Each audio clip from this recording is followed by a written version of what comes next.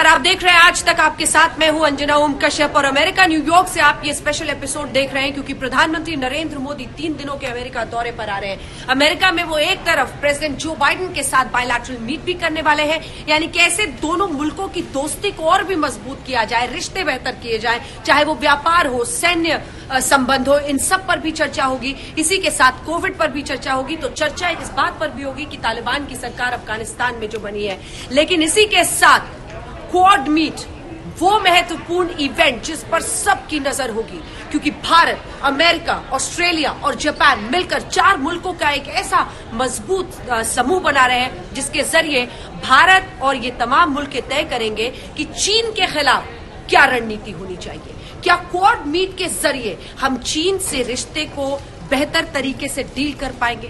क्या चीन और चीन पर अमेरिका के फोकस के जरिए हम चीन को बेहतर कंट्रोल कर पाएंगे? क्या होगी इन देशों की चीन के विस्तारवाद नीति के खिलाफ रणनीति? इन सब पर रहेगी। जी हाँ, अगले 3-4 दिनों तक इसी अमेरिका से, इसी न्यूयॉर्क से, वॉशिंगटन डीसी से प्रधानमंत्री के हर इवेंट की लाइव कवरेज आप देखेंगे मेरे साथ। हर जगह आप रहेंगे मेरे साथ आज तक पर। लेकिन क्वाड मीट के जरिए चीन के खिलाफ क्या बन रहा है इस वक्त नीति और सामूहिक तरीके से पूरे विश्व का नजरिया देखिए।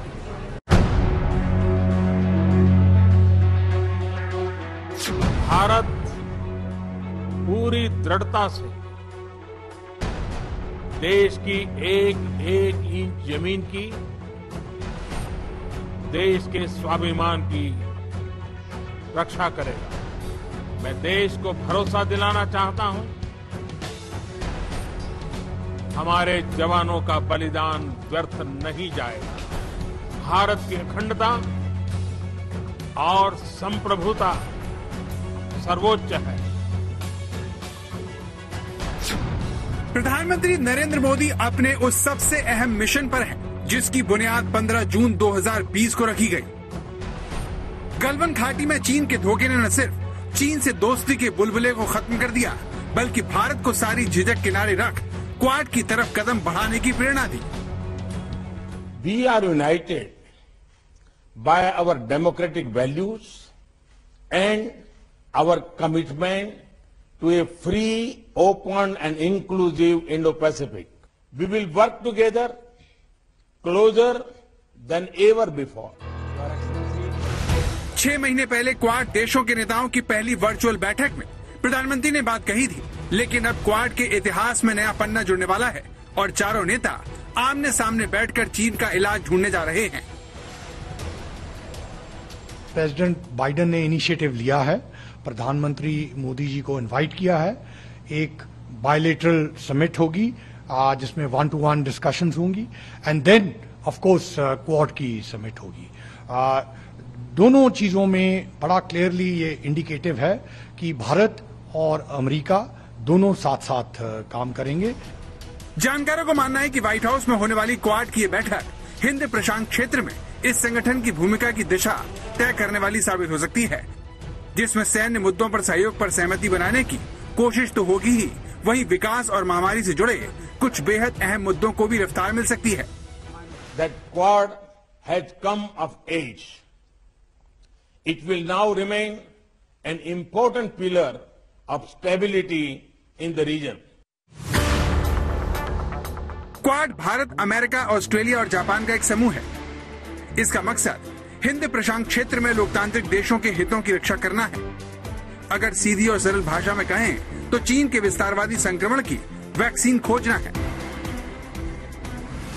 न्यूयॉर्क से आप हमारी ये विशेष पेशकश देख रहे हैं क्योंकि प्रधानमंत्री नरेंद्र मोदी अमेरिकी दौरे पर आ रहे हैं और इसी के साथ क्वाड मीट सबसे ज्यादा चर्चा इसी बात की है। देखिए चीन और अमेरिका की हमने बात की, चीन और पाकिस्तान की खास तौर पर जिन्होंने नजर रखी है। चीन इसे बार बार हंसी मजाक में उड़ा रहा है, कह रहा है पानी का बुलबुला है, लेकिन ऐसा है नहीं। पूरे हिंद प्रशांत महासागर के क्षेत्र में आप समझ लीजिए कि इस क्वाड मीट के जरिए, इस क्वाड के जरिए ताकत का एक ऐसा समूह बनेगा जिसमें चीन पर नकेल कसने की एक बतौर रणनीति होगी और इसीलिए शायद इतना बौखलाया हुआ है चीन, वो इसका मजाक उड़ा रहा है। ताकत का ये एक ऐसा समूह होगा जो चीन को सबक सिखाएगा। क्वाड में भारत की भूमिका कितनी अहम है उसे अमेरिकी दिलचस्पी से समझा जा सकता है। अमेरिकी राष्ट्रपति जो बाइडेन 12 मार्च को पहली क्वाड बैठक और फिर 22 अप्रैल को जलवायु परिवर्तन को लेकर प्रधानमंत्री से बात कर चुके हैं। इसके अलावा 17 नवंबर, 8 फरवरी और 26 अप्रैल को मोदी और बाइडेन में फोन पर बातचीत हो चुकी है। A free and open Indo-Pacific is essential to each of our futures, our countries. The United States is committed to working with you, our partners, and all our allies in the region to achieve stability. दोनों नेताओं की इसी chemistry ने चीन को हिलाकर रख दिया है। क्वाड में भारत समेत अमेरिका, जापान और ऑस्ट्रेलिया शामिल है। 2004 में सुनामी के समय इन चारों देशों ने मिलकर काम करना शुरू किया था। 2007 में चारों देशों ने पहली बार मालाबार नौसैन्य अभ्यास में हिस्सा लिया, लेकिन चीन के विरोध से ऑस्ट्रेलिया पीछे हट गया। लेकिन 2017 में चीन की दादागिरी को देखते हुए क्वाड की जरूरत दोबारा महसूस हुई और क्वाड 2.0 का आगाज हुआ। चीन की इस दादागिरी के पीछे उसकी ताकत नहीं है, बल्कि उससे भिड़ने से बचने की एक ढूलमूल सोच है। वरना आप सोचिए ना, इस हिंद प्रशांत क्षेत्र में कई ऐसे मुल्क हैं जो उससे भिड़ना नहीं चाहते हैं, हथियार डाल देना चाहते हैं। लेकिन इस क्वाड मीट के जरिए जो ये अमेरिका, भारत, जापान, ऑस्ट्रेलिया का जो ये क्वाड मीट बन रहा है, उसके जरिए एक रणनीति बनाई जाएगी कि कैसे चीन को नकेल कसी जाए उसकी, क्योंकि ये जो तमाम मुल्क हैं उन्होंने ये हौसले बुलंद कर दिए हैं चीन के, वो हथियार डाल देते हैं उनके सामने। दक्षिण चीन सागर पर चीन की बुरी नजर है। इसी सिलसिले में उसने कृत्रिम द्वीप बनाकर पड़ोसी देशों के द्वीपों पर कब्जा कर लिया है। इसके अलावा वो जापान के द्वीपों पर भी अपना दावा ठोक रहा है। चीन की योजना हिंद महासागर में भारत के एकाधिकार को चुनौती देने की भी है, लेकिन चीन का यह दाव उल्टा पड़ता दिख रहा है, क्योंकि उसके विस्तारवादी मंसूबों को मिट्टी में मिलाने के लिए अमेरिका अफगानिस्तान से निकलकर उसे घेरने के मिशन पर जुट गया है। चीन की आक्रामकता का जवाब देने के लिए अमेरिका ने ऑकस नाम का नया संगठन बनाया है, जिसमें अमेरिका के साथ ब्रिटेन और ऑस्ट्रेलिया शामिल है। इस संधि के तहत अमेरिका ने ऑस्ट्रेलिया को परमाणु पनडुब्बी देने का फैसला किया है, ताकि हिंद प्रशांत क्षेत्र में चीन की दखलंदाजी पर पहले से कहीं ज्यादा शक्ति के साथ शिकंजा कसा जा सके। जानकारों का मानना है कि ऑकस संधि का सीधा फायदा क्वाड को होगा, जिसमें अमेरिकी प्रतिबद्धता मजबूत होगी। अमेरिकी दोस्तों को यह भरोसा जगेगा कि वो अफगानिस्तान की तरह उन्हें बीच मझधार में छोड़कर नहीं जाएगा। वहीं परमाणु पनडुब्बी मिलने से ऑस्ट्रेलिया ज्यादा आक्रामक तरीके से चीन का मुकाबला कर पाएगा। With our allies and partners through cooperation at multilateral institutions like the United Nations to amplify our collective strength and speed our progress toward dealing with these global challenges. Bharat भी इसी योजना पर धीरे धीरे आगे बढ़ रहा है, जिसमें प्रधानमंत्री का अमेरिकी दौरा बहुत अहमियत रखता है। अमेरिका रवाना होने से पहले प्रधानमंत्री ने एक बयान जारी कर कहा, मैं अमेरिकी राष्ट्रपति जो बाइडेन, ऑस्ट्रेलिया के पीएम स्कॉट मॉरिसन और जापान के पीएम के साथ पहले क्वाड लीडर शिखर सम्मेलन में शिरकत करूंगा। ये सम्मेलन इस साल मार्च में हमारे वर्चुअल सम्मेलन के परिणामों का आकलन करने और इंडो पैसिफिक क्षेत्र के लिए हमारे साझा दृष्टिकोण के आधार पर भविष्य की प्राथमिकताओं की पहचान करने का अवसर प्रदान करता है। कई जानकार मानते हैं कि जैसे जैसे चीन की विस्तारवाद नीति बढ़ती जाएगी, जैसे जैसे उसकी फॉरेन पॉलिसी, जी हाँ विदेश नीति गैर जिम्मेदाराना होती चली जाएगी, वैसे वैसे क्वाड की ताकत बढ़ेगी। अमेरिका जो शामिल है क्वाड में, वो नए सिरे से चीन और उसकी विस्तारवाद नीति को, विदेश नीति में जो उसकी अब सोच पूरी तरह से बदनीयती के बादल के नीचे धंसती चली जा रही है, उन सब पर कैसे नकेल कसना है इसकी रणनीति बनेगी। और ये एक मुंहतोड़ जवाब होगा क्वाड के जरिए, क्वाड की ताकत के जरिए चीन की विस्तारवाद नीति को मुंहतोड़ जवाब देने का। क्वाड नेताओं से प्रधानमंत्री अलग से भी मुलाकात करेंगे। ऑस्ट्रेलिया और जापान के प्रधानमंत्रियों से द्विपक्षीय संबंधों का जायजा भी लिया जाएगा। दिलचस्प बात यह है कि प्रधानमंत्री ने आखिरी बार 2 साल पहले सितंबर के महीने में अमेरिकी दौरा किया था। तब डोनाल्ड ट्रंप अमेरिका के राष्ट्रपति थे और इस कार्यक्रम को भारत अमेरिकी रिश्तों की गर्मजोशी का प्रतीक बताया गया था। हम दोनों की ये दोस्ती भारत अमेरिका के शेयर्ड ड्रीम्स और वाइब्रेंट फ्यूचर्स को नई ऊंचाई देगी। And our future brighter than ever before, and it won't even be close. I want to thank everybody for being here. I want to especially thank a great man and a great leader, the leader of India, Prime Minister Modi, my friend. 2 साल बाद America में भले ही राष्ट्रपति बदल गया, लेकिन भारत को लेकर उसकी दिलचस्पी में इजाफा ही हुआ है, जिसके केंद्र में चीन है।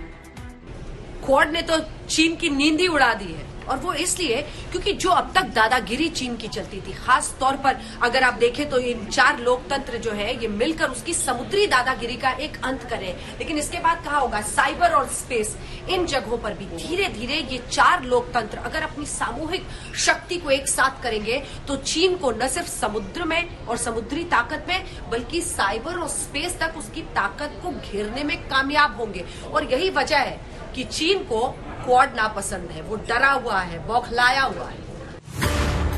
न्यूयॉर्क से अंजना ओम कश्यप के साथ आज तक ब्यूरो।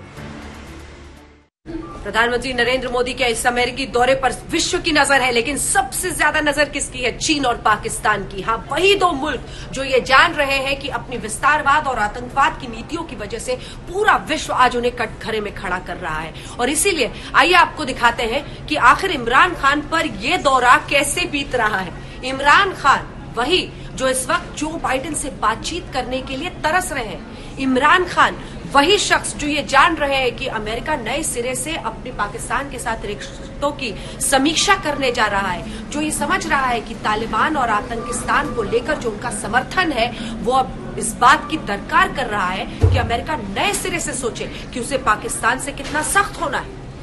बाइडेन इनको फोन करता नहीं और मोदी इनका फोन उठाता नहीं। जो बाइडेन अमेरिकन प्रेसिडेंट का फोन ना आना पाकिस्तान के एक खित्ते के अंदर स्ट्रेटेजिक पोजीशन बड़ी अहम है। लेकिन अगर हमारे ओहदेदार खुद ये अपने इंटरव्यूज के अंदर कहना शुरू कर देंगे कि पता नहीं क्यों नहीं आ रहा, ये क्या वजह है, हम इतने इंपॉर्टेंट पार्टनर है और हमें फोन नहीं आ रहा, तो ये आप पर बहुत तनकीद कर रहे हैं और इम्प्रेशन भी बड़ा अजीब जा रहा है। जमशेद चीमा साहब, ये स्टेटमेंट देने की क्या जरूरत थी वहां पे जाके बरतानिया में आपके नेशनल सिक्योरिटी एडवाइजर को कि जनाब अब बाइडेन बात नहीं कर रहे, ये बात नहीं कर रहे तो ना करें सर, जरूरत पड़ेगी तो खुद ही कर लेंगे। ये शिकवा करने की क्या जरूरत थी? यहाँ पाकिस्तान में भी उनसे जब ये सवाल पूछा गया तो उन्होंने साफ कह दिया था पाकिस्तान में कि नहीं करते ना करें, वी हैव ऑप्शंस, हम कर सकते हैं। लेकिन वहां जाके ये कहना कि बतौर शिकवा, ये सर ये मायूब लगता है। एक तरफ व्हाइट हाउस प्रधानमंत्री नरेंद्र मोदी की मेजबानी की तैयारियों में जुटा है, तो वहीं इमरान खान अमेरिकी राष्ट्रपति के एक अदद फोन के इंतजार में दुबले हुए जा रहे हैं। चाहे कोई भी इंटरव्यू ले, इमरान बाइडेन की शिकायत करना नहीं भूलते। He hasn't called you since coming into office, correct? He's a busy man. Do you see this as punishment for supporting the Taliban while they were killing US troops? But you have to ask him why he's too busy to call. Imran Khan को लगता था कि अफगानिस्तान से निकलने की मदद के एवज में उन्हें अमेरिका सिर आंखों पर बिठा लेगा, लेकिन जब अमेरिका ने उन्हें घास नहीं डाली तो वो खड़ गए। लेकिन उनके इस रवैये पर पाकिस्तान में ही सवाल उठने लगे हैं। जो बाइडेन इनको फोन करता नहीं और मोदी इनका फोन उठाता नहीं। जिस तालिबान को लेकर पाकिस्तान ने बड़े बड़े मंसूबे पाल रखे थे, वहाँ भी उसे निराशा हाथ लगती दिख रही है। ब्रिटेन की पत्रिका द स्पेक्टेटर ने खुलासा किया है कि हक्कानी नेटवर्क के साथ संघर्ष में तालिबान का सुप्रीम लीडर मारा गया है। खबरें ये भी आ रही हैं कि तालिबानी नेता और तालिबानी सरकार में डिप्टी पीएम मुल्ला बिरादर को बंधक बना लिया गया है। ब्रिटेन की पत्रिका द स्पेक्टेटर की रिपोर्ट के मुताबिक तालिबान का ये सत्ता संघर्ष हक्कानी नेटवर्क के साथ हुआ। इसमें हक्कानी नेटवर्क के नेताओं की जीत हुई। तालिबान में सरकार को लेकर पहले ही दिन से सिर्फ डबल शुरू हो गया। शुरुआत में हक्कानी नेटवर्क और बरादर के बीच झड़प की खबर आई, लेकिन तालिबानी नेता के मारे जाने और अब्दुल गनी बरादर के बंधक बनाने की खबरों ने तालिबान की सरकार के भविष्य पर सवाल खड़ा कर दिया है। तालिबान भले ही इस खबर की पुष्टि न करे, लेकिन इतना तो तय है कि तालिबान में फूट जितनी गहरी होगी, पाकिस्तान को उतना ही बड़ा खामियाजा भुगतना होगा। न्यूयॉर्क से अंजना ओम कश्यप के साथ आज तक ब्यूरो। प्रधानमंत्री नरेंद्र मोदी के अमेरिकी दौरे पर आप देख रहे थे न्यूयॉर्क अमेरिका से हमारी ये विशेष पेशकश। देश दुनिया की बाकी खबरों के लिए आप देखते रहिए आज तक, लेकिन दिखाते जाते हैं आपको न्यूयॉर्क शहर का नजारा। देखते रहिए आज तक।